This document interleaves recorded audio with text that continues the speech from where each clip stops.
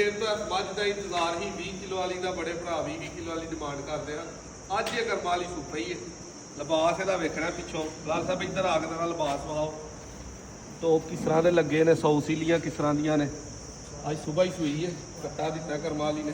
ਤੇ ਪੁਛਲ ਤੋਂ ਲੈ ਕੇ ਤੇ ਮੂੰਹ ਤੱਕ ਇੱਧਰ ਵਿਖਾਓ, ਇੱਕ ਵਾਲ ਚਿੱਟਾ ਨਹੀਂ ਨਜ਼ਰ ਆਏਗਾ ਕਿਤੇ। ਸਾਰੀ ਕਾਲੀ ਸਿਆਹ ਮੁਸ਼ਕੀ। ਇੱਧਰ ਨੂੰ ਬਾਹਰ ਨੂੰ ਕੱਢੋ ਭਾਈ, ਇੱਧਰ ਲਿਆਓ ਜਰਾ ਕੈਮਰਾ, ਉਹਨਾਂ ਨੂੰ ਲਿਆਓ ਦੋਨੋਂ ਬਾਹਰ ਨੂੰ ਲਿਆਓ। ਵੀਡੀਓ ਵੇਖ ਕੇ ਦੋਸਤੋ ਦੱਸਣਾ ਮੱਝ ਦੇ ਕੋਲ ਬੋਲਾ 20 ਕਿਲੋ ਹੈ ਕਿ ਨਹੀਂ। ਸਿੱਧੀ ਬਹੁ ਪਰਾਂ ਨੂੰ ਤੋਰੋ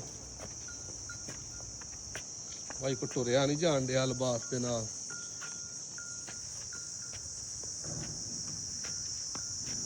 ਇਹ ਦੋਸਤੋ ਦੂਜਾ ਸੂਆ ਮੱਝ ਕੱਟਾ ਇਹਨੇ ਦਿੱਤਾ ਹੈ।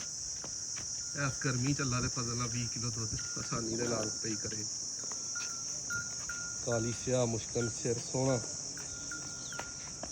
ਜਿਹੜੇ ਬਾਈ ਨੂੰ ਪਸੰਦ ਆਏ 10,80,000 ਇਹਦੀ ਕੀਮਤ ਹੈ ਫਾਈਨਲ। ਇਹਦਾ ਕੋਈ ਮੁੱਲ ਨਹੀਂ ਜੇ। ਜਿਹੜੇ ਕਿਸੇ ਭਰਾ ਨੂੰ ਮਹਿੰਗੀ ਲੱਭੇ ਉਹ ਇੰਜ ਦੀਆਂ ਲੱਭ ਕੇ ਸਾਨੂੰ WhatsApp ਕਰੇ, ਅਸੀਂ ਆਪ ਖਰੀਦ ਲਾਂਗੇ ਆਪਣੇ ਸ਼ੌਕ ਲਈ। ਕਰੋ ਜੀ ਗਾਂ। ਇਹਦਾ ਕੱਟਾ ਠਾ ਦੇਣਾ, ਨਾੜੂ ਵਹਾ ਉਹਦਾ।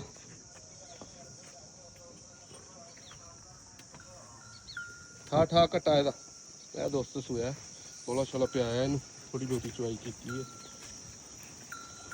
ਥਾਲਾ ਪੁੱਤਰ ਮਰ ਗਿਆ ਜਾ ਕੇ ਸਰਗੋਦੇ ਤੂੰ, ਤੇਰੀ ਨਲੀ ਨਿਕਲ ਗਈ ਹੈ। ਇਹ